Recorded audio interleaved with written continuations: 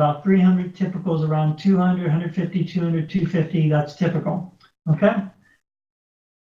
So let me move on to the next lower chart. Now, this is where the crucial process of using, beginning with a larger time frame first and forcing that analysis to the next lower time frame to make sure that everything has a cohesive integration on all time frames. So I'm going to move to the monthly chart, the 6 monthly chart now.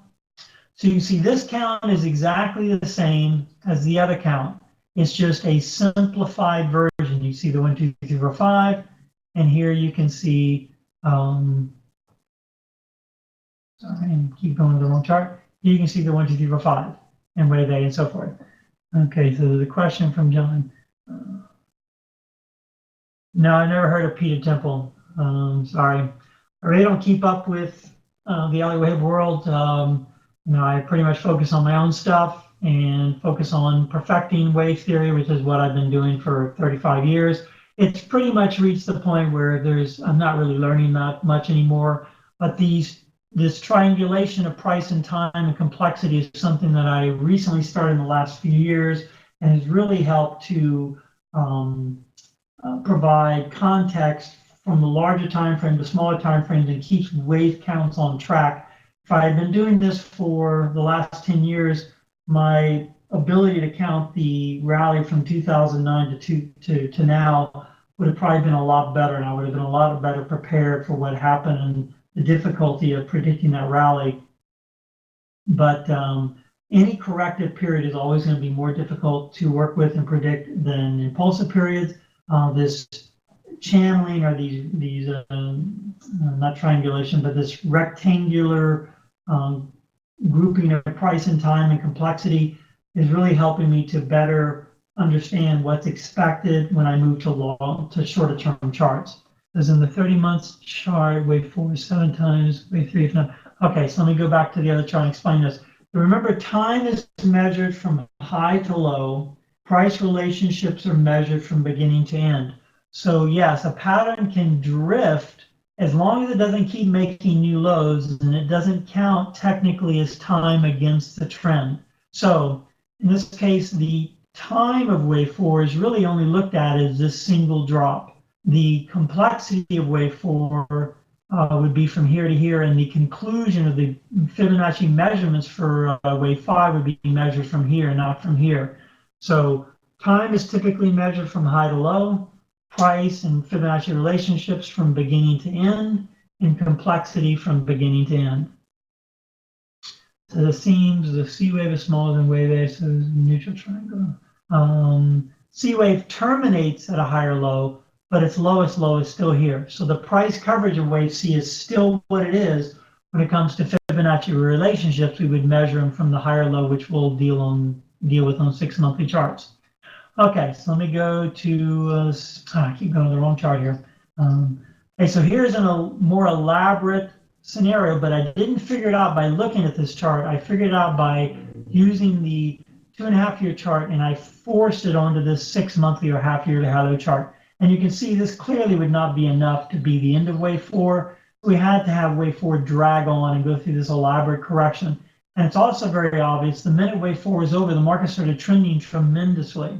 So remember, when a pattern finishes at a higher low and in a position of strength, or drifts up or drifts down, that means the move after has to be bigger and faster than the move before. So you can see the length of wave 3 is then drastically overpowered by the length of wave 5, and the speed of wave 5 is actually faster initially than the speed of wave 3. So that is justifying finishing wave 4 at a much higher low and a much stronger position. And then you can see, the break of the channel took less time than wave 5.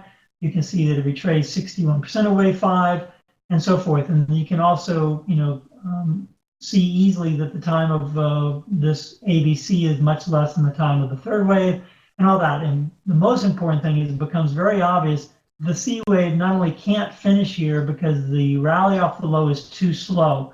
So again, if you were to try to finish the C wave here, not only does it take less time, less complexity than wave A, which is not allowed in any correction, but it can take less price, but not less complexity or less time. So when the C wave bottomed here, you can see that the rally after is much smaller than the drop into the low. And another crucial part of the confirmation process is that the start of a new trend is going to be more violent and larger and faster than the last move of the previous pattern of the move that you just compared it to. So this move is too small to be the end of whatever this was. Same thing applies here. The market just keeps not retracing all of this move. It's going through another correction. It finally retraces it, but it's taken way too much time. So that's why we have to end up finishing the C wave at this higher low, which is of course much higher. And the interesting part about this, remember we talked about how a bigger pattern can mimic, a smaller pattern can mimic a bigger pattern. We have what looks like a fifth wave extension as the end of a bigger fifth wave extension, and how we can have a contracting triangle at the end of a contracting triangle. Well, here is our bigger neutral triangle, and it turns out that inside this bigger neutral triangle, it looks like wave C itself is a neutral triangle. And you can see it plain as day. You see, let me zoom in on this. You can see here we have the same exact neutral triangle. We're starting with the end of wave 3 here. You can see wave A and wave E are the same, and wave C is the one that's very different. So we're following the rule of equality that applies to any 5-wave pattern. That means triangles and impulsive patterns. So the first wave and the last wave are almost identical in price. The middle wave is much bigger. You can see extreme alternation between the D wave and the B wave. Here is the little tiny B wave, and here's the D wave, and they overlap. So here would be a neutral triangle ending the center of a bigger neutral triangle. And then you can see the takeoff here is really big and violent. Finally, we have a down move that's overpowered by a future up move. That's a very important part of the confirmation of the end of a pattern. You want the new trend to begin bigger and faster than the old trend ended. So that finally occurred here.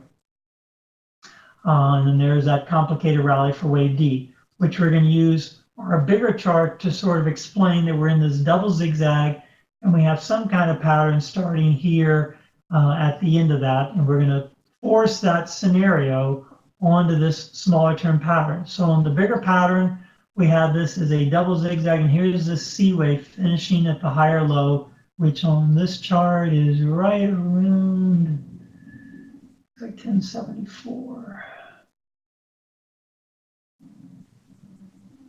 I don't have any highs or lows right at that area, but well, you can actually see 10.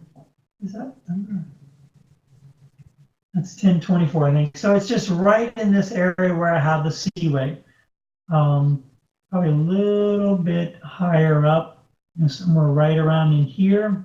So that would mean that we have a very typical zigzag where this move, this move, and this move are about the same, and this rally is about 61% of the first rally. We have a double zigzag. So on a smaller term basis, if we were to break this down, we would have an X wave right here, which I'm going to make non-bold.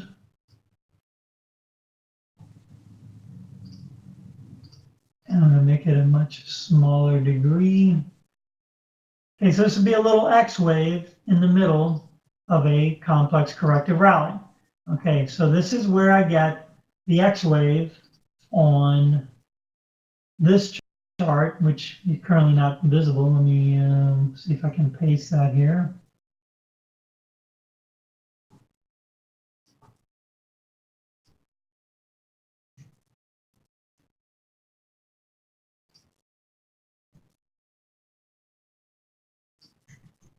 Okay, so here's the same X wave. I'm going to put it right there.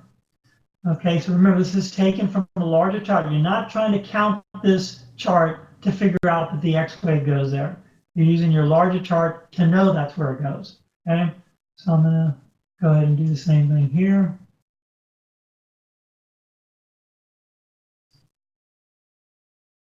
And you can see it's also right there.